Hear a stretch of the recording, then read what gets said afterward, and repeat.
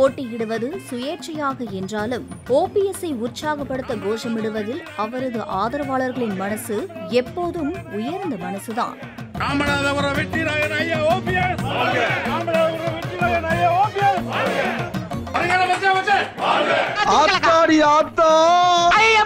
அண்ணனிடம் ஒரு 10-15 நாள் போனிலே தொடர்பு கொண்டே இருந்து கொண்டிருந்தேன். ஒரு மன கஷ்டம், ஒரு மன துடிப்பு எல்லாம் இருந்தது. அத வேற ஞாபகப்படுத்திட்டீங்க. நெஞ்சமெல்லாம் பொண்ணா இருக்கு தம்பி, மறக்க முடியல.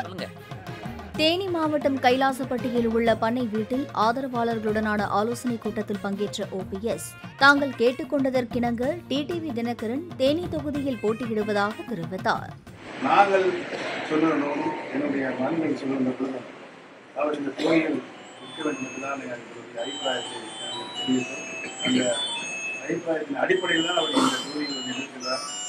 முன்னதாக தேனியில் வாக்கு சேகரிப்பில் ஈடுபட்ட திமுக வேட்பாளர் தங்கத்தமிழ்ச்செல்வன் கடந்த முறை காங்கிரஸ் போட்டியிட்ட தேனி தொகுதியை இந்த முறை திமுகவுக்கு ஒதுக்கியது ஏன் என்பது குறித்து விளக்கியதோடு போன வாட்டி மாதிரி சூட்கேஸ்ல பணத்தை கொண்டு வந்து தந்தா என்று ஏமாற்றி விடாதீர்கள் என்றார்.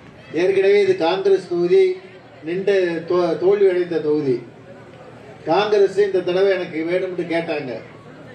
அவங்க கிட்ட தளபதி கேட்டுக்கிட்டது, கடந்த முறை 39ல் ஜெயிச்சோம், ஒரே இடம் தேனியில தோத்து போனோம், அந்த சேலஞ்சான தொகுதியை நான் எடுத்துக்கிறேன், உங்களுக்கு எது வேணுமோ கேளுங்கன்னு சொன்னதுக்கு திருநெல்வேலி கேட்டாங்க. திருநெல்வேலியை கொடுத்துட்டாரு. திருநெல்வேலி நம்மளுக்கு சாதகமான தொகுதி, காங்கிரஸுக்கு ஃபேவரா கொடுத்தாங்க.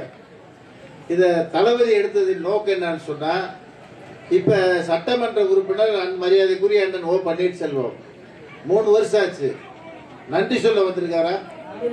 நல்லதை எடுத்துக்கு வந்திருக்காரா? ஏதாவது திட்ட முடியுதா? பல சலுகைகளை பெற்று தருவதற்கு வாய்ப்பு இருக்கு. போன தடவை மாதிரி ஏமாந்து அவர் வந்தாரு, சூட்கேஸை திறந்தாரு, ரூபா கொடுத்தாரு, ஓட்டு போட்ட இல்லாம நல்ல மனுஷன், ஊருக்குள்ள வர்றவனுக்கு, மக்களை பார்க்கிறவனுக்கு, தொண்டு செய்யறவனுக்கு, ஏழை பங்களான தங்கத்தமிழ்ச்செல்வனுக்கு, தளபதியினுடைய அன்பு தம்பியான தங்கத்தமிழ்ச்செல்வனுக்கு உதயசூரியன் சின்னத்தில் வாக்களித்து என்னை வெற்றியடை செய்ய வேண்டுமாய் அன்போடு கேட்டு விடைபெறுகிறேன். நன்றி, வணக்கம். கொஞ்சம் ஓவரா தான் போய்கிட்டு இருக்கோமோ, போவோம், என்ன பண்ணுவாங்க.